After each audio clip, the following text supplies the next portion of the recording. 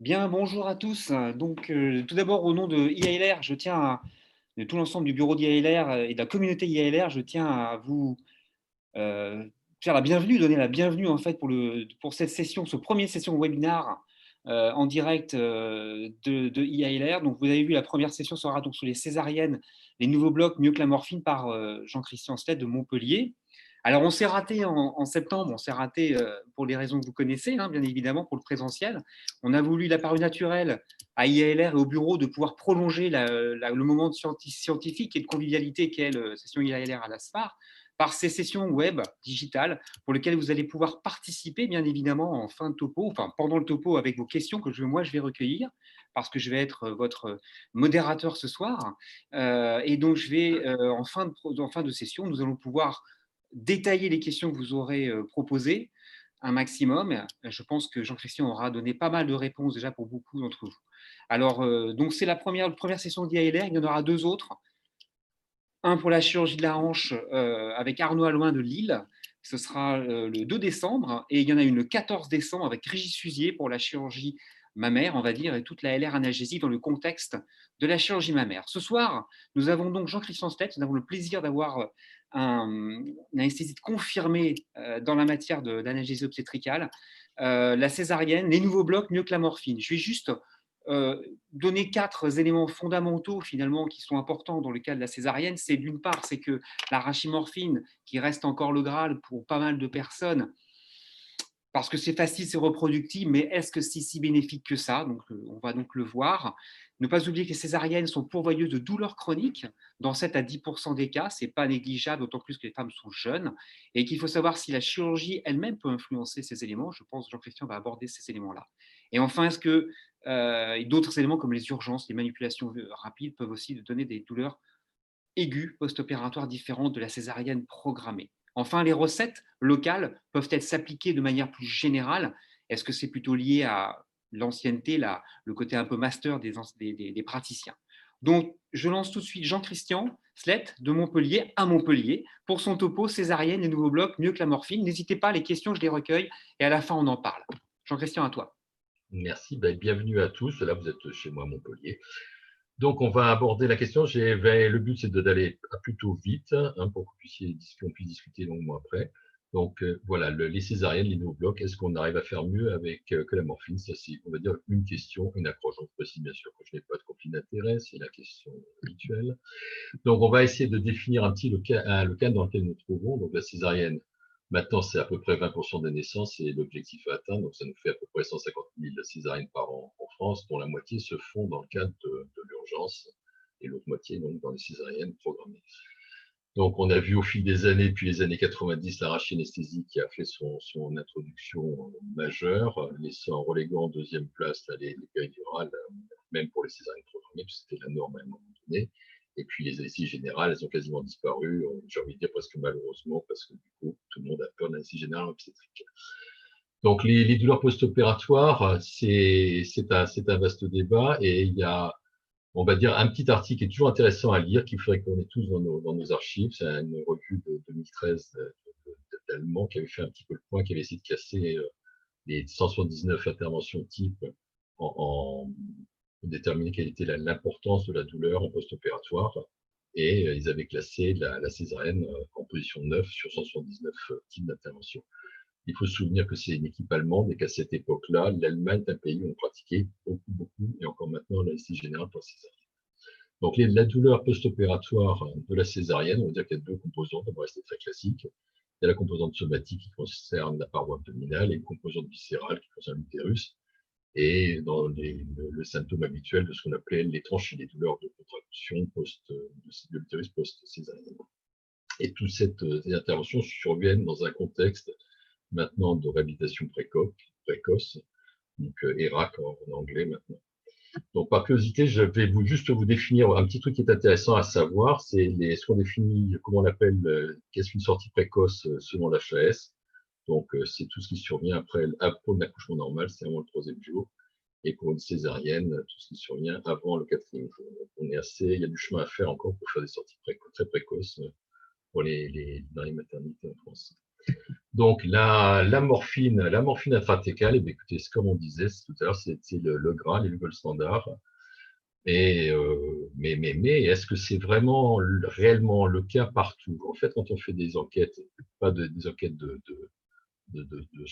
ces enquêtes de centre, hein, pas des enquêtes individuelles, on se rend compte qu'en Suède, il y a 60% des centres, là c'est des centres, tous les établissements de Suède que tu as interviewés, il y a 60% des centres hospitaliers ou des maternités qui pratiquent la césarienne avec de la morphine. En Grèce, 4 à 5%, bon, voilà, c'est la Grèce. Et en Israël, qui est un pays plutôt, on va dire, moderne, ben, seulement 40% des centres. Donc, il y a des choses qui font encore peur, encore à ce jour. C'est des enquêtes qui sont de 2017, 18 et 19. Donc, ce n'est pas si universel que ça. Donc, les morphines, j'ai envie de dire, mais les morphiniques. Donc, la morphine est celle qui a été le plus utilisée jusqu'à présent.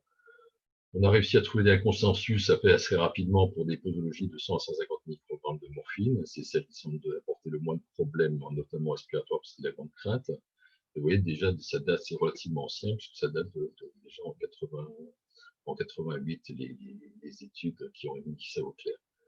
Donc, l'intérêt, il est d'une part péropératoire, puisque ça permet de diminuer le besoin d'analgésie péropératoire. Dans cette étude 99, là, par Dale, les Danois. Donc, s'il n'y a pas de morphinique, on a 24% de douleur péropératoire. Et s'il y en a, ben, on descend à 4% de rajout. L'autre petite, on va dire, la petite touche un peu plus moderne, c'est l'introduction des morphiniques liposolubles. Donc, on va dire que l'intérêt, il est double. D'une part, d'un aspect de potentialisation, mais un autre aspect qu'on connaît beaucoup moins, qui est très important en pratique, c'est la réduction d'incidence du frisson avec tous les liposolubles. Donc, le fentanyl, le sulfentanyl, la mépéridine. Mépéridine, c'est la pétidine, le dolozal pour les plus anciens. Et ça, c'est une chose qu'on on a complètement omis d'apprendre. Et c'est quelque chose d'assez intéressant, puisqu'on n'a plus les frissons péropératoires lorsqu'on utilise la morphine seule. Donc, les posologies, on voit sur le tableau à droite, c'est les vieux articles de 88, que selon la posologie, on a des durées plus ou moins variables. Donc, on voit facilement des 12 heures d'analgésie garantie avec la morphine à 100 à 150. Donc, par contre, le gros défaut, c'est qu'il y a quand même des effets indésirables. Donc, il y a la sédation qu'on voit assez régulièrement. Les dépressions respiratoires, donc, est un risque, on va dire, théorique, et qui, je pense, fait partie une des raisons pour lesquelles les Suédois, notamment, s'intéressent pas, ont un petit peu peur de ces protocoles, puisque parfois, ils les mettent en l'air. Le prurite, qui est très fréquent, 43% dans certaines études, les nausées, qui sont loin d'être absentes, et puis les vomissements, oui, on est 10% à chaque fois, c'est pas très agréable pour les gens. Un autre aspect qu'on connaît très très peu, très mal, qui est très mal enseigné, c'est les altérations de la fonction sphinctérienne, puisque la morphinique gêne le fonctionnement du détrusor, et il faut attendre parfois sur des posologies de sang gamma, par exemple sur la morphine, il faut attendre presque 10-12 heures pour retrouver une fonction normale. Ce qui signifie en clair, et pour les liposolubles, en fait, il faut avec 10 microgrammes, ce qui est largement supérieur à ce que j'utilise habituellement. On a des retours vers la 6e heure. Donc, le sulfentanyl, parfois, peut être finalement pas si intéressant que ça. Donc, ce qui signifie que là, le problème des sondages précoces, moi, je trouve que c'est probablement un sujet qui peut être débattu largement. Et il y a deux petites thèses qu'on lit jamais, malheureusement, qui reprennent toutes ces constatations. Thèse lilloise de 2012 et 2017. On les retrouve en ligne très facilement. Et donc maintenant, on va s'intéresser, maintenant qu'on connaît tout l'historique, les avantages et les inconvénients, on va essayer de voir un petit peu quelles sont les alternatives et est-ce qu'elles peuvent faire mieux, pourquoi, comment, est-ce qu'il y en a qui sont mieux que d'autres. On va essayer de trouver une réponse assez rapidement à la question.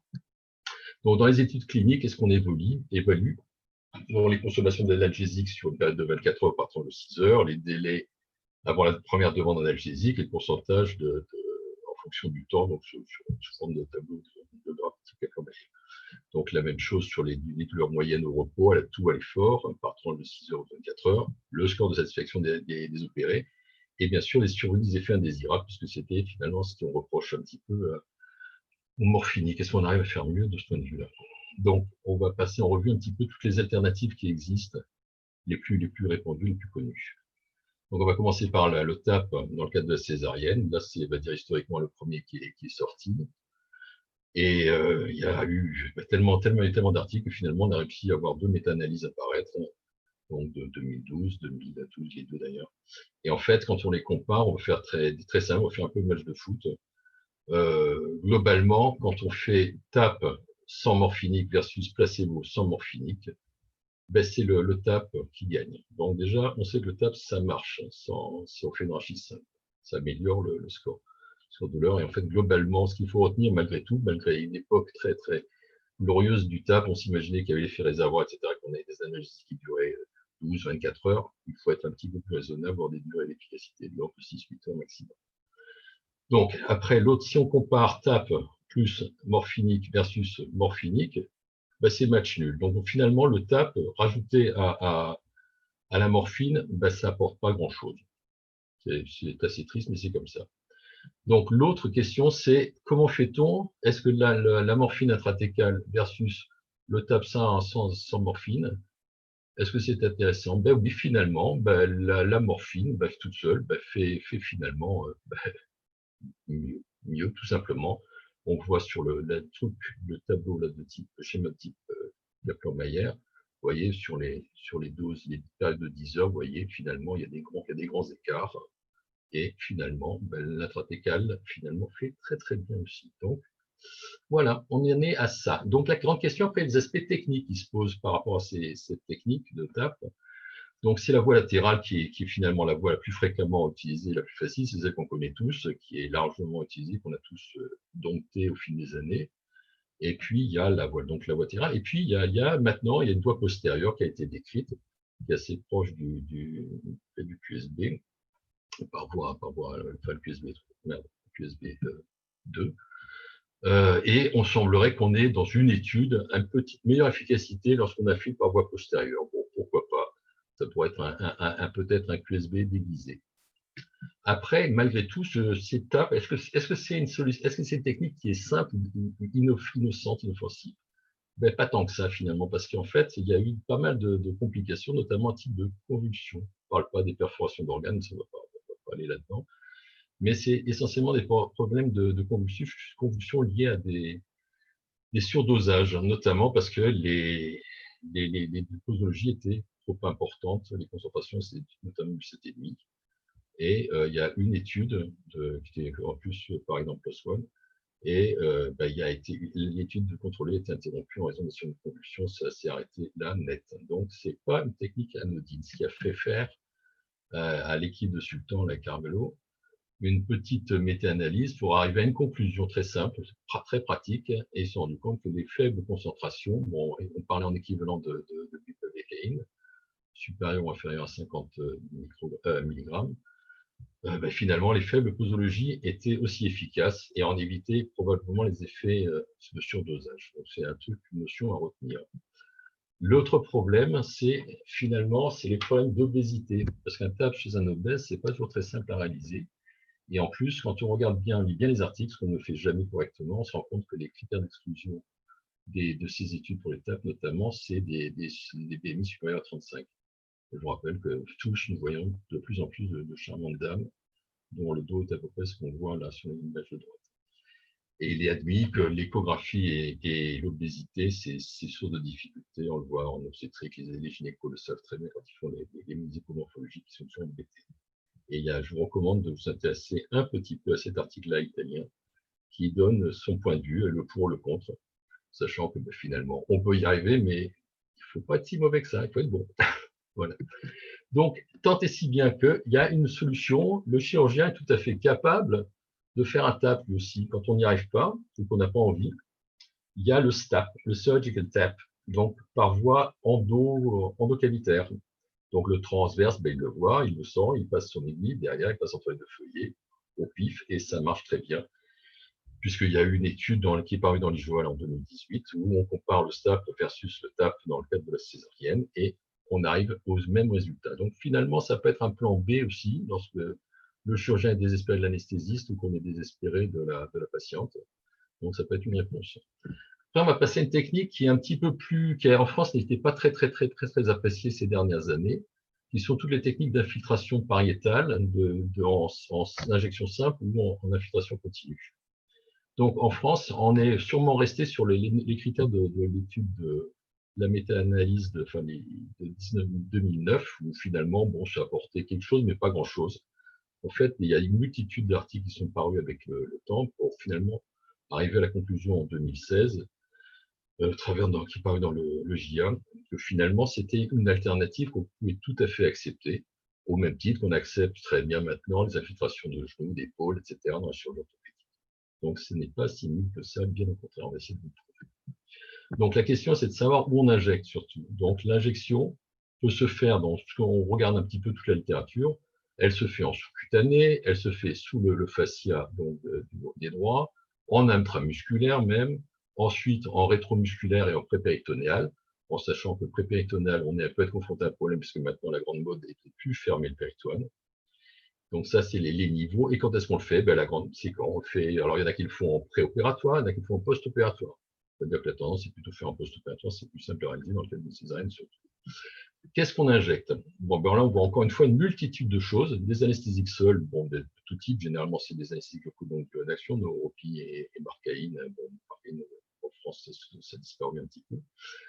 Donc, c'est associé à l'adrénaline. Ben, l'idée, c'est qu'on peut essayer d'augmenter la durée d'action et au travers du retard de résorption. Les INS, ben, c'est un petit peu dans la même idée que l'orthopédie avec les kétorolacs, etc., pour obtenir un effet anti-inflammatoire. Et puis, il y a deux petits trucs qui sont partis. Je les ai notés pour le plaisir. Donc, la Dex, métaux, machin, le Dexdor, tout le monde est très intéressé par ça à l'heure actuelle, et magnésium. La grande question qui m'intéresse beaucoup, moi, qui pour l'instant est assez décevante en termes d'études, c'est la bupivacaïne liposomale. Et curieusement, il y a deux études qui sont voire même plus, qui sont en fait totalement contradictoires. Donc pour l'instant, je pense que ce sont des études qui devront être faites, revues, parce que il y a même une étude qui trouve que c'est moins bien que l'anésthésie locale seule, donc c'est assez surprenant. Alors, un exemple technique le plus simple de la Terre, donc ça c'est les gens de Liège qui présentent cette petite photo là, dans leur article, dans la revue médecine de Liège. Voilà, on a fait la césarienne, on infiltre aux 4 cadrans, donc c'est 20 ml de repli à 7,5, donc 5 ml là, 5 ml là, et 2,5 là, 2,5 là, 2,5 là, en sous-cutané. Tout simple, et ils sont très contents du résultat. Et il n'y a aucune raison de les mettre en doute. Donc après, on va s'intéresser au problème des cathéters. Donc c'est aussi une technique qu'on a vue, qu'on avait pas mal utilisée de notre titre personnel il y a de nombreuses années.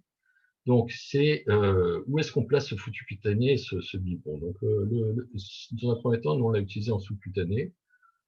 Ça marchait très bien, on était très content. Donc, on mettait un cathéter sous la peau, machin, on fermait, etc. Et on mettait un biberon derrière qui poussait. Gros inconvénient, et il est de taille, c'est que ça fuyait énormément à travers la paroi. Donc, ça nous a posé des gros problèmes. On avait tout le temps embêté par les sages-femmes qui en avaient marre de faire des pansements, etc., à juste titre. Donc après, très rapidement, c'est mort. On est passé aux infiltrations cathétères sous le fascia du grand doigt. Auquel cas, dans ce cas-là, ça marche très bien, on n'a pas de problème. Et c'est des débits. Donc on fait une dose de charge au départ. Et après, on met du 5 généralement, c'est 5 CCO de mélange. Tout le monde est content. Après, on va essayer de comparer ça, de trouver la littérature gentille avec nous, nous permet de comparer les techniques. Donc là, c'est un TAP versus infiltration simple. Eh bien, écoutez, finalement, c'est pareil. On obtient les mêmes résultats dans cette étude-là, qui était dans la 2017. Vous avez en bas la courbe de Kaplan-Meier, et on se rend compte que ça superpose, ça n'apporte finalement, c'est le match nul. Intéressant. Simple, il y en a un qui est simple, l'autre qui est un peu moins. Bon, voilà, on sait. Après, on va s'intéresser à ce que ça donne le TAP contre le débit continu. Eh bien, encore une fois, c'est décevant, c'est toujours match nul. Donc, qu'est-ce qu'on fait? Qu'est-ce qui est le plus simple, la TAP ou un cathéter avec débit continu? C'est la question. Après, est-ce qu'on va essayer de voir ce que nous dit la morphine intrathecale versus le cathéter continu? Ben là, vous avez des petites boîtes qui sont relativement simples, qui nous aident bien à comprendre. C'est une étude en trois groupes, contrôle, morphine et le cathéter. Ben, écoutez, le contrôle, on voit que ça fait mal. La morphine intrathecale, c'est pas mal. Et le cathéter, c'est quand même mieux que le contrôle, mais moins bien. Donc on voit que l'intrathecale reste plus intéressant. Je vous fais des explications très simples, mais j'essaie de faire passer un message simple. Après, on peut arriver dans des techniques assez originales, une qui est un peu exotique, quand même, qui a été développé par Patel, Carvalho, des gens qui sont assez connus dans le domaine de l'anesthésie obstétricale. Et c'est l'IPLAS, c'est donc l'injection intrapéritonéale d'anesthésie locaux. Donc la réponse est, est-ce que ça sert à quelque chose? On ne sait pas. Tout ce qu'on voit, c'est que malheureusement, leur étude est un peu courte. Ils ont s'intéressé qu'à très peu d'heures après le post-opératoire immédiat. Il y a une petite amélioration, mais ça reste très, très, très, très court en termes d'analgésie. Donc c'est une curiosité, comme on en a dans le domaine de la chirurgie de la vésicule, etc., sur des cystoscopies, on infiltre, hein, aussi, on jette du liquide dans la cavité abdominale et on voit, bon, des fois on est content, des fois on est un peu moins, les études sont très, très discordantes. En fait. Donc là, on va revenir dans le passé le bloc ilio-inguinal, ça nous rappelle des bons vieux souvenirs de la hernie inguinale. Et écoutez, pour la césarienne, ça a l'air de marcher très bien aussi. Bon, pourtant, c'est un bloc qu'on a un peu oublié. C'est assez curieusement, sauf peut-être en pédiatrie, on le pratique encore assez volontiers. Donc après, on va se voir ce que ça donne par rapport le bloc ilio-inguinal versus le TAP. De manière très curieuse, le TAP, dans cette étude-là, elle était très contente. Elle nous donne une supériorité au bloc ilio-inguinal versus le TAP. Et quand on compare le bloc ilio-inguinal à la infiltration simple, c'est match nul. Donc, c'est finalement une solution qu'on peut retenir. Donc, voilà. Après, on va arriver dans les blocs beaucoup plus modernes. Donc, le fameux QLB avec ses trois abords, le QLB 1, 2, 3, 1, donc voie latérale, voie postérieure, qui relève quand même d'un certain niveau d'expertise que nous n'avons pas tous, il faut bien le reconnaître. Il faut être très honnête. Donc là, pour le QLB et la césarienne, il y a deux méta-analyses qui existent dans la littérature. Donc, ce sont des articles qui sont relativement récents et qui nous font dire que ça marche. Ça marche mieux, en particulier chez les gens qui ne reçoivent pas la morphine intrathecale. Et quand on l'associe à la morphine intrathecale, finalement, ça n'a pas un bénéfice important. Et après, quand on le compare aussi, on a du mal pour l'instant, on n'est pas en mesure de comparer correctement, d'avoir une idée sur la supériorité de l'un ou de l'autre. Donc, et après, la grande question qui se pose aussi, ça a été un petit peu évalué, c'est de savoir si le QLB versus le TAP, est-ce que ça apporte, est-ce que l'un est meilleur que l'autre? Bon, à l'heure actuelle, c'est un point d'interrogation. Les données sont insuffisantes pour définir des conclusions. Donc, c'est pour l'instant à voir. Après, on va arriver dans le petit dernier, qui, moi, m'amuse beaucoup, en fait, parce que, à mes yeux, il est facile, il n'est pas trop difficile à faire, et il est étonnant. Donc, en fait, c'est l'érecteur du rachis. En fait, jusqu'à il y a très, très peu de temps, c'était encore que 4 cas cliniques plutôt, 4 articles oui, sous forme de cas cliniques, et qui montraient que c'était efficace avec un petit bémol. Donc, il y avait 6 cas qui étaient en fonction, qui se faisaient au niveau de T9, donc avec de 40 ml au total, avec un de chaque côté, de la marcaïne en l'occurrence. Ça marchait très bien, tout le monde était content. Et il y avait un cas où on avait fonctionné en T11, avec pour conséquence assez logique un déficit des membres inférieurs, donc ce qui n'était peut-être pas une bonne option. Donc, déjà, la première moralité de l'histoire, c'est fonctionner des niveaux qui sont relativement hauts pour éviter justement ce bloc de membre inférieur qui est franchement pas très utile. Donc ça resterait là. S'il n'y avait pas eu là cette année extraordinaire, on a eu deux articles qui sont sortis là, des équipes, toutes les deux, c'est la même équipe du Caire, là, de l'Université du Fayoum, c'est pour ça que vous avez mis des petits personnages que j'adore, et où ils sont amusés à comparer ça à l'intratécal, en morphine intratécale. Donc, on a des résultats qui sont époustouflants, on a même du mal à croire à ces résultats. Ça me rappelle un petit peu les résultats du TAP il y a 15 ou 20 ans, enfin, donc 10 ans, où on avait l'impression que c'était la pierre philosophale. Bon, ça me fait penser un peu ça, donc je pense que c'est des études qu'il va falloir peut-être refaire parce qu'on a une efficacité qui est renversante. Donc, voilà la première chose. Ça, c'est donc largement pour eux, l'érecteur du rachis, il est champion du monde. Après, on va voir, est-ce que ça, par rapport au TAP, ça c'est l'autre question finalement, parce que c'est la technique qu'on va. Le TAP, c'est celle qui va nous plaire le plus, je pense, à tous. Et ben écoute, là c'est pareil, le SB par rapport au TAP, c'est le grand vainqueur, et toujours avec des résultats qui sont époustouflants. C'est assez, encore une fois, étonnant, mais c'est toujours ces études-là qui doivent faire l'objet de contrôle. C'est ça le principe de la science, hein, c'est vérifier est-ce que c'est reproductible. C'est le sujet à la mode d'ailleurs. Donc après, finalement, on va essayer de conclure. Quand faut-il envisager un nouveau bloc? Ben, écoutez, quand on fait une césarienne sous AG, en sachant qu'il y a une difficulté de la position de choix de l'installation après, hein, lorsqu'on a une intolérance à morphinique ou qu'il y a un refus de la part de la patiente morphinique, peut-être quand il y a des traitements substitutifs chez les toxicos, lorsqu'il y a un échec des analgésiques en SSPI, quand on a éliminé une complication opératoire d'ailleurs, et si on a décidé de changer complètement de paradigme et de dire je ne veux plus de morphinique. Après, quelle technique retenir? Ben, il y a un peu tout est possible en fait. Si on veut point de vue académique, si on veut se centrer sur les douleurs somatiques, on va se dire qu'on a le choix entre l'infiltration cicatricielle par l'opérateur, le cathéter contenu sous aponeurotique avec la réserve que j'ai faite tout à l'heure concernant le péritoine, le TAP par voie latérale ou le STAPS selon l'IMC et le bloc inguinal finalement qu'on connaît tous beaucoup pour l'avoir utilisé il y a de nombreuses années. La douleur viscérale et somatique, c'est ça qui nous préoccupe. Ben, en décus dorsal, si on veut faire ça, le TAP par voie postérieure, bon, le QLB1, le QLB2, et si on veut faire ça en décus latéral, ben, l'érecteur du rachis et le QLB2. Voilà un petit peu ce qu'on peut retenir. Ça paraît presque simple, mais en fait, quand on y réfléchit, il existe un biais. Et le biais, il est de manière inattendue chirurgicale. Qu'est-ce que je veux dire par là? En fait, les techniques chirurgicales sont très nombreuses. Donc, historiquement, sans parler de la médiane et du mélar, où on coupe complètement les muscles droits pour intervenir, le classique, c'est le Pfannenstiel, donc c'est une vieille technique, vous voyez, de 87, et une variante, le Mouchel, on commence à abîmer un petit peu, gratter les muscles pyramidaux pour intervenir.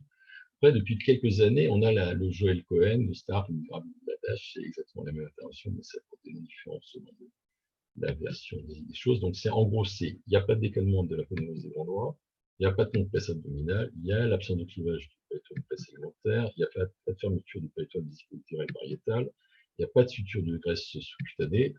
En conclusion, ça peut compenser moins de douleur et réduction de consommation d'analgésique, ça c'est fait avéré. Il y a eu déjà quelques méta-analyses qui mettent ça à la sauce. Donc après, il y a une technique qui est très ancienne, qui date de 40, écrite par Water, qui s'appelle la péritonite la césarienne extrapéritonéale, donc qui fait qu'on reste en dehors du péritoine et qui est une des raisons pour lesquelles c'est une technique qui serait considérée comme étant beaucoup moins douloureuse, voire que les deux précédentes. Bon, ça peut être, bon là je vais vous passer celle-là parce qu'on a un peu la bourre. Quand on regarde enfin les pratiques en France, c'est assez étonnant parce que si on regarde 2013, c'est une enquête qui a été faite par nos amis de Nancy, on regarde le Pfannenstiel, c'est encore 52% des césariennes qui sont réalisées sous Pfannenstiel, seulement 23 sous Cohen, et beaucoup de chirurgiens d'anesthésistes ne savent pas comment quel type d'intervention qui est réalisée. En fait, et là c'est où je veux en venir, on regarde toutes les études qui sont réalisées sur QLB, notamment quand on lit les articles. Finalement, l'étude de Blanco, qui est la technique l'article de référence, il n'est pas précisé quel était le type de chirurgie. Celle de Crow, les Norvégiens, c'est Pfannenstiel, et c'est 2018. Les Polonais, c'est Pfannenstiel, les Hansen, c'est les Danois. Donc eux, ils précisent qu'ils ont beaucoup de Cohen dans l'intervention. Donc c'est pareil, Pfannenstiel, Tamura, Erin, et on ne sait pas. Donc mais quand on regarde de près les résultats, on a une étude qui est très pratique, qui nous permet de faire la différence entre les différents types et la douleur, les différents types de chirurgie. Dans les deux cas, dans l'étude de Hansen et Crow, la technique d'anesthésie était la même. C'était marcaïne plus liposoluble, donc c'était du fentanyl, je pense, à l'origine. En fait, quand on regarde cette technique-là, les douleurs en poste durant les 6 premières heures, on est à des niveaux qui sont très faibles. Alors que lorsqu'on regarde la technique de Crow qui est réalisée principalement avec Pfannenstiel, les niveaux de douleur sont plus élevés, bien qu'on ait utilisé des blocs dans les deux cas. Donc ceci pour vous souligner le fait que c'est en fait la technique chirurgicale qui a beaucoup d'importance dans le choix d'analgésie. Donc ce qui me fait dire que là je vais essayer de faire c'est dire la boule de cristal, faire la césarienne du futur. Donc, celle qui pourrait être intéressante, ça serait que les césariennes selon Cohen soient diffusées à 100%, voire même les techniques d'extrapéritonéale, mais je pense que ça va être un peu compliqué. On utilise des rachis anesthésie de courte durée, donc ça pourrait être la prilocaïne, comme ça s'appelle la chlorprocaïne, ou bien se lancer dans les pupilles de dose, un peu plus, malgré les remarques qui sont faites à l'heure actuelle. Utiliser sulfatanil parce que ça coule les 6 premières heures, ça permettrait donc un descendage rapide de manière très, très correcte, et associer tout ça à un bloc périphérique. Mais j'ai envie de dire celui qui vous va le mieux, celui que vous connaissez, que vous maîtrisez. Et avec probablement, dans quelques années, quand les études seront refaites, l'exparel qui pourra, à mon avis, sera un incantatoire. Donc, on va pouvoir passer aux analgésiques morphiniques et la sortie à 24 heures avec un système de Prado qui peut-être un jour va finir par fonctionner correctement. Donc voilà, nous, je vais vous donner notre recette à ce jour de manière quotidienne. Donc, nous, on fait une anesthésie à la prilocaïne, donc hyperbare 50-60 mg, morphine 100 mg encore et sulfatanil. On infiltre donc les parois en latéral sous fascia et la moitié sur les fascias et l'autre moitié en sous-cutané. Les césariennes sont faites sous Cohen, paracétamol et Ainesperos. Et, je ne suis pas encore passé à la tête, et donc le néphopam en deuxième ligne. Il y a antimétique systématique, des sondages H10 parce qu'on n'a aucune envie d'avoir d'enquiquinnement avec les globes utérins, et alimentation élevée le premier jour, très rapidement. Et voilà. Donc moi, ma retraite est très proche, donc je vous remercie ILR et tous mes copains de club de m'avoir supporté pendant tant d'années, et ma retraite va être dans 2 ans. Si vous voulez prendre une succession, il y en a une à prendre à Montpellier, il y en aura plusieurs. Donc, je passe la parole à Christophe et j'espère que j'ai réussi à vous accrocher. Vous êtes sur la césarienne. Merci Jean-Christian, merci, c'était super, bravo, très beau panorama en moins d'une demi-heure sur la césarienne et la partie ALR analgésique qui est très importante, effectivement, où tu es parti de l'acquis en fait avec l'arachimorphine vers toutes les infiltrations de parois jusque les blocs les plus novateurs, les plus récents, qui sont, comme tu l'as dit, quelquefois des challenges pour certaines situations parce que c'est des blocs qu'on va infiltrer dans des zones très particulières. Et je sais qu'il y a des femmes aussi, quelquefois, qui ont une anatomie qui n'est pas forcément très facile, même avec les sondes dont on dispose actuellement. Il y a eu pas mal de questions sur. Alors, il y a une question qui est apparue. Je vais la lancer. C'est parce que, est-ce qu'avec 100 gamma de morphine intratécale, c'est une des premières questions qui a été faite, je la pose, est-ce qu'on a vraiment une sédation si importante que ça dans ta pratique plus traditionnellement? C'est envie de dire, c'est éminemment variable. Avec 100 gamma, il arrive d'avoir des gens qui, comme on dit dans le midi, étant à Montpellier, qui sont suqués, et des fois où ça passe sans aucun problème. C'est vraiment imprévisible, mais malheureusement, c'est un des gros problèmes. Enfin, c'est même pas un challenge parce qu'on n'a pas la réponse à la question. C'est des situations qui ne sont pas exceptionnelles et pour lesquelles on n'a pas de réponse. Mais ça existe effectivement assez fréquemment. Très bien. Donc, effectivement, c'est des choses qui sont pas négligeables, en particulier dans certaines situations, même d'apnée ou de syndrome d'apnée du sommeil méconnu quelquefois, qui sont un peu majorées même par certaines situations obstétricales. Une autre question, c'est que, pour revenir d'ailleurs sur le poids et l'obésité, une des questions, c'est les doses maximales d'anesthésie locale que tu peux utiliser en infiltration de parois ou quels que soient ces blocs qu'on administre. Est-ce que tu utiliseras plutôt un poids idéal ou un poids le poids réel de la patiente? Nous, à l'heure actuelle, en l'absence il n'y a pas d'études à ma connaissance, en tout cas d'études pharmacocinétiques lors des infiltrations sous-cutanées, etc. Pas à ma connaissance, en tout cas, pas dans ce domaine-là. On reste à des posologies standards. Enfin, c'est vraiment, on n'obtient pas compte du poids de quoi que ce soit, et on reste, c'est dans les 20, nous, on est resté à 20 millilitres de 7,5 depuis de très, très, très nombreuses années. Voilà, en fait, tu considères qu'on va considérer les 300 mg de ropivacaine en Voilà. injection unique, etc., dans le cadre de la MM strict qui a été Ouais, positionnée, c'est ça? absolument. Et quand on fait des infiltrations continues, on travaille, on le fait quasiment plus maintenant, en fait. On en a fait pendant de très nombreuses années et on a arrêté. Et on fait, maintenant qu'on a fait des infiltrations simples, on est très content. Et on s'est limité à ce moment-là d'un repi à 2 mg par millilitre, avec une dose de charge au début, puis après le débit continu à 5 ou 10 CCR selon les bidons qu'on avait. D'accord. Ce qui est important aussi dans les papiers que tu as évoqués, c'est les définitions, ce qu'on appelle de l'analgésie pré-césarienne, parce qu'effectivement, au sein d'une RAC, est-ce que c'est la capacité de se mouvoir et de pouvoir manger correctement et d'allaiter son enfant et de faire qui est déjà en soi une analgésie, ou est-ce que c'est simplement des scores? Parce que la plupart des études, pour être objectives, vont utiliser des scores très simples, une EVA, une consommation de morphine. C'est des choses qui finalement, pour la femme qui a accouché dans le conseil de la césarienne, est plutôt assez subjectif par rapport à la capacité de se mobiliser. Ce qu'elle veut, c'est pouvoir être autonome. Et c'est ça Tout à fait. l'analgésie. Enfin, personnellement, c'est ça pour moi. Je suis d'accord avec toi là. C'est pour ça que là, il y a quelques temps, il y a un score qui a été qui définit bien la satisfaction. En fait, c'est un score de satisfaction des patients qui sont les plus Voilà. intéressants. Parce que nous, ce que nous observons, nous, on est toujours très contents de ce qu'on fait, hein, généralement. Et c'est en fait, on est au service des gens.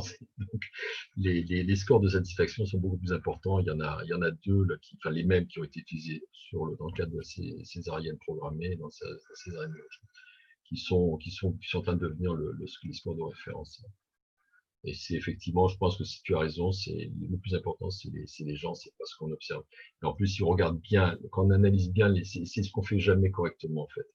Il faut bien analyser les articles et ce qu'on observe. Voilà. Parce que ouais, effectivement, et c'est pour ça que je vous avais donné un petit peu les choses qu'on évaluait dans ces études, c'est par tranche de 6 heures. Et en fait, quand on regarde très bien, toutes les techniques d'analgésie, d'anesthésie loco-régionale, elles sont très efficaces, ou plutôt bien efficaces, on va dire, toutes sont à peu près équivalentes. Elles sont très efficaces durant les 6-8 premières heures. Après, on retombe, quoi qu'on fasse, on retombe un petit peu sur les mêmes scores de douleur après. Donc, il y a, mais c'est ce que je dis toujours aux internes, aux gens qui veulent bien m'écouter, c'est quand même intéressant, même 6 heures de tranquillité, parce que quand on prend l'exemple typique, c'est je donne un coup de pied dans le tibia de quelqu'un, il a un mal de chien pendant les 4-5 premières heures. Si je fais en sorte, et après ça va mieux, si je fais en sorte de gommer le fameuse douleur du coup de pied dans le tibia durant les 6 premières heures, finalement, la partie qui viendra après sera supportable et on n'aura pas eu connaissance de la période hyperalgique. Donc, je pense que toutes ces techniques, elles sont intéressantes, même si elles sont évaluées de manière, on va dire, curieuse, mais je pense que ça reste important. Très bien. Une question, donc tu confirmes bien la question. L'infiltration, tu utilises de la 7,5 en ropivacaïne. Oui, c'est l'habitude de la maison, mais Très ça bien. pourrait être, à mon avis, ça pourrait être mettre de la 5. Je crois que Voilà, ça. tu la dilues pas parce que d'accord, Oui. parce que c'est la dose qui est important. Deuxième chose, pas de corticoïdes en association. Tu le fais Nous, en intraveineux. on n'en a pas l'expérience. On fait de la corticoïde intraveineux, mais à Voilà, titre c'est un message antiémétique. qu'il faut retenir. Je pense c'est plutôt utiliser la voie intraveineuse que l'anesthésie loco-régionale. Enfin, Voilà, à titre antiémétique, on va dire. ouais. Il y a aussi, parce que le bloc des érecteurs du rachis, qui est une technique très, très novatrice, même si elle est partie de la douleur chronique. Moi, personnellement, dans les papiers que tu as évoqués, elle est en T9, je crois qu'ils sont en T9 ou en Oui, T10, ces choses-là. c'est neuf, oui. Donc voilà, ils le font en post-opératoire, je crois, ou Oui, en post-opératoire. post-opératoire. Et ces érecteurs du rachis, pour avoir une si brillante efficacité, ça ne peut marcher que parce qu'on est sur la composante splantnique, en fait, et on bloque le ganglion rachidien, parce que ça ne peut pas marcher autrement. Ça ne peut pas être l'infiltration sous les érecteurs du rachis au contact de la racine postérieure qui va faire ça. Il faut que ça passe. On ne sait pas si ça passe par le foramen costo-transverse ou par le ligament costo-transverse. C'est encore un mystère, ce bloc. Mais bon, ça mérite d'être confirmé, mais on se rapproche un peu du Absolument, névrax finalement. On se rapproche du névrax. Ça reste un peu le truc. On a l'impression que tout à fait. le truc principal, ça reste la colonne vertébrale. Une question pour les nouveaux anesthésiques locaux. Ça intéresse beaucoup de monde apparemment. La prilo et la chloroprocaïne. Ton Mhm. expérience, c'est d'utiliser la prilo qu'hyperbare plutôt, ou que la L'Aprilo, prilo. oui. L'Aprilo, ça doit faire plus de 5 ans qu'on l'utilise. Et on travaille sur la base de 60 mg. Bon, là je vous invite, dans quelques mois, il va y avoir un article qui va paraître là dans Anesthésia sur la question qui reprend la thèse qui avait été faite par un de nos internes dans l'établissement. 60 mg, c'est parfait. On est hyperbare, on n'a strictement aucun problème. On a des durées de bloc moteur qui sont de 160, je crois que c'est versus 225 pour la marcaïne, à dose, donc pour les 60 mg. Dans l'étude, on faisait une dose qui était considérée comme peut-être élevée, mais qui est finalement la DE95, la marcaïne, c'est-à-dire 12,5, enfin, autour de 12. Donc on gagne quasiment plus d'une heure de bloc moteur inutile. Très C'est bien. marqué. Donc, par rapport à une césarienne, globalement, une césarienne, quelqu'un qui est dans une équipe expérimentée, l'acte chirurgical lui-même, c'est moins de 30 minutes. Donc, si on est bien organisé, en fait, une entrée-sortie du bloc, c'est 1 heure, pas plus. Donc, à quoi bon utiliser des morphiniques, des anesthésiques locaux qui ont une durée d'action qui est qui est énorme par rapport à la durée du geste. D'autant plus que le but, si on est dans le cadre d'une RAC, de l'ERAC comme on veut, on a l'objectif, c'est de faire en sorte que la dame puisse se lever, s'occuper de son enfant, etc., et ne pas traîner non plus inutilement dans une salle de réveil en attendant que les jambes puissent fonctionner et puissent passer dans son lit. Donc, c'est les nouveaux produits. Ces nouveaux produits, je pense, sont appelés à se développer si on arrive à changer de, de, de, de, de- de- Concept ou paradigme, comme on dit. Ouais. voilà, de paradigme. Le mot à la mode. Le modèle, Ouais, tu l'as dit en plus, tu as mis 60 mg, c'est bien, c'est clair, c'est une réponse très nette, très claire de ouais. praticien. Ça, c'est très important pour eux. Il y a une question qui a été évoquée, pourquoi pas 50, parce qu'à 60, on a des rétentions urinaires. Bon, de toute manière, elles ont une sonde pendant quelques heures, Oui. elles sont sondées quelques heures le plus tôt possible, mais avec la Prilo, comme tu l'as Mais dit. 50 mg, ça marchera pareil, hein. On avait fait un petit peu, on avait diminué un petit peu, et en fait, ça marche très bien. Et le seul reproche qu'on faisait, c'était qu'en fait, quand on avait, donc c'est un détail, hein, c'est qu'on est revenu à 60, pour combien de temps, je ne sais pas, mais tout simplement parce qu'en salle de réveil, quand on vérifiait la vacuité utérine, on appuyait, et c'est une connerie, on appuyait violemment sur le ventre, sur l'utérus, pour voir si, et Oui. les dames, à ce Ah moment-là, oui. n'aimaient pas. Donc, Mm. on n'est pas obligé d'appuyer comme des sabranques. Je pense que c'est des mauvaises pratiques, finalement, avec le recul. Et 50, je pense, ça marcherait très bien si on avait un appui gentil. Super. J'ai juste bon, ça c'est personnel, mais dans le cadre des méta-analyses en obstétrique, on a souvent des effectifs finalement relativement faibles et Oui. il manque aussi des analyses par analyse séquentielle. Donc c'est souvent les messages, toi le bloc du carré des lombes, qui finalement n'est pas très très loin des arrecteurs du rachis quand tu regardes bien, quand c'est Ouais, localisé, c'est ouais, fascia thoracolombale, hein, et donc on est dans le fascia thoracolombal et probablement que le mécanisme, si ça marche, c'est que ça marche dans la même ouais. situation. Blanco, il utilise toujours le même, hein, c'est le QLB2 d'ailleurs. Je pense qu'il y a encore trop peu d'études avec des effectifs faits pour pouvoir avoir pas d'erreur de type 1 ou de type 2. Mais en tout état de cause, tu as raison, il faut s'orienter vers quelque chose de différent du TAP qu'on envisageait jusqu'à présent. Utiliser des choses de courte durée, des analytiques locaux de courte durée. Les doses, tu les as évoquées, donc c'est clair. La gestion, c'est une gestion rationnelle dans le cadre d'une mobilisation précoce et d'une autonomisation précoce de ces femmes dans le cadre de la chirurgie programmée. Juste un dernier mot, probablement, parce qu'il y a un mot sur l'urgence aussi. Dans le cadre de l'urgence, imaginons que est-ce que tu considères, toi, que ça va être très différent post-opératoire et que tu vas gérer un peu différemment l'analgésie ou pas? Non, nous, on reste sur la même recette, hein. Ça va pas changer grand-chose. Et l'infiltration est faite par le chirurgien. Par le chirurgien, Ouais. d'accord. Et On est resté fidèle à cette situation-là. Il nous arrive, mais en fait, sur une année, c'est exceptionnel, enfin, c'est très rare, de faire des quelques tab blocs après en post-opératoire parce que le chirurgien a disparu et que on a d'accord. oublié de faire l'infiltration et que voilà, et que la personne est sur le dos et que c'est finalement la solution la plus simple. Spontanément, tu n'as pas eu de toxicité systémique Non, identifiée, hein, en pratique, parce que ça a été non, décrit avec certaines formes de. j'ai pas eu à m'en plaindre. Enfin, j'ai pas eu Ah l'occasion non, on est d'accord. Et voilà, donc en fait, les AINS, j'ai pas fait attention, vous utilisez les AINS sans aucun souci? Oui, on l'utilise en IV, en post-opératoire immédiat. On est paracétamol et INS à dose maximale, enfin 200 mg par jour, et c'est le Nefopam qui vient en rescue. D'accord, très bien. Alors là, on a fait un beau panorama sur la chirurgie, pour une chirurgie très très fréquente, comme tu l'as dit, hein, c'est presque 20% des naissances en France qui sont dans ce type d'accouchement. Quid de la périrachie? Bon, moi j'ai des idées très arrêtées. Je n'y vois aucun intérêt pratique. D'accord. Je vois qu'une perte de temps. Enfin, moi j'ai fait partie des gens qui ont la malchance de vivre par une frein interposé et un cluster de méningite sur des périrachies séquentielles, comme on disait à Voilà. l'époque. Donc, je ne vois pas l'intérêt. Si on gagne quoi? On gagne quelques minutes, et encore, ce n'est pas nécessairement vrai en obstétrique pour de l'analgésie, selon la manière de réaliser la péridurale. Moi, à mon avis, il n'y a aucun gain. Puis après, il y a un gain coût, un coût financier qui n'est pas négligeable non plus pour pas grand-chose comme intérêt. À mon avis, on a le droit d'avoir notre opinion, bien entendu. Très bien. Je pense qu'on a fait un beau panorama là, de la césarienne, Jean-Christian, c'est super. Il y a eu beaucoup de questions. Alors, les questions qui ont été évoquées, je les ai abordées, je crois, quasiment toutes. Il y a deux, trois questions, peut-être un petit peu plus, pourquoi pas la ROPI 2 par rapport à la ROPI 7.5. Bon, là, c'est peut-être la Pourquoi 0.2, je veux pas? dire.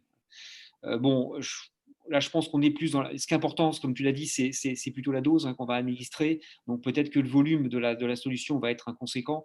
Est-ce qu'on est moins efficace avec 0,2 que 7,5? Toi, ta pratique, c'est du 7,5, on est d'accord? C'est ce que tu Oui, fais. c'est ça, oui, oui, c'est ça. D'accord. Il faut être honnête, c'est la dose qui va être importante à un moment donné dans l'analgésie après chirurgie, parce que c'est quand même une chirurgie où on est. Et on nous une douleur splanchnique viscérale qui est totalement différente. Cette session, on a posé des questions sur les références des articles. De toute manière, tout est enregistré. Je le dis pour le public, hein, ici ce soir, nombreux. Tout sera effectivement en replay. Donc, il y aura forcément les datas et les articles sont identifiés. Tu les as marqués, donc ça c'est clair. Tout le monde pourra avoir accédé à ces articles in extenso ensuite à la recherche personnellement. Voilà, je pense que j'ai plus d'autres questions qui arrivent. Je vérifie, voilà, peut-être la périrachie, voilà, donc je l'ai évoqué. Dans le cas d'une anesthésie générale, tu vas faire donc l'infiltration par le chirurgien plutôt? C'est une option. C'est une option. C'est une option. Choisir si c'est une anesthésie générale. Moi, on en fait relativement peu. Il faut bien le reconnaître dans une année, hein, des affaires. Ouais. Globalement, soit ça peut être un stab donc par le chirurgien. Il n'a pas le réflexe, mais c'est nous qui en faisons la demande hein, quand si ça arrive, parce que bon, c'est tellement peu fréquent qu'il faut leur susurrer à l'oreille. Soit c'est ça, soit on fait une infiltration pariétale post-opératoire. Et là, encore une deuxième, bon, si on oublie, eh bien, on finit par faire un tap à l'échographe. Voilà un petit peu les enchaînements possibles. Et comme adjuvant, une vieille molécule, la clonidine. Mais écoute, nous, honnêtement, on s'en sert pas. On l'a peut-être D'accord. peur, je sais pas.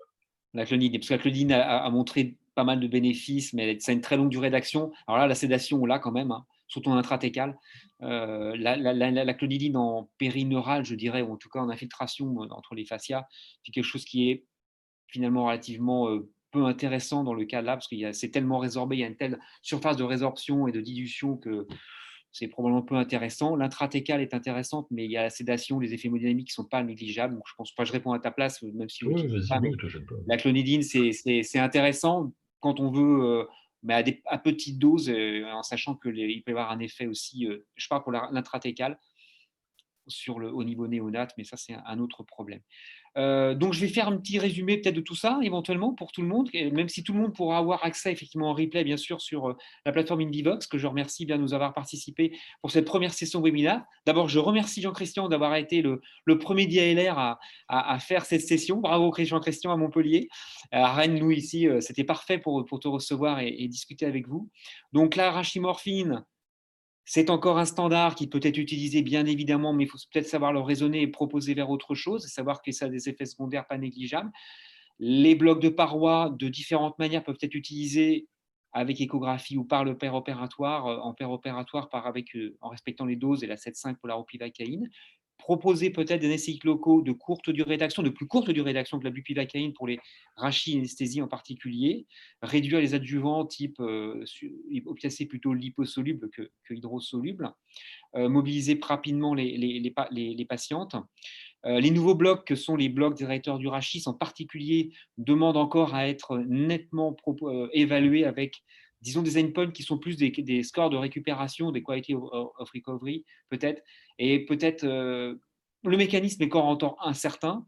Il y a une efficacité, il y a des éléments qui sont trop probants pour l'instant le proposer maintenant. Mais en tout cas, et ça demande pendant une expertise qui n'est pas forcément négligeable, parce qu'en T8, T9, les surfaces anatomiques sont totalement différentes chez une femme enceinte que hors grossesse, en particulier à terme.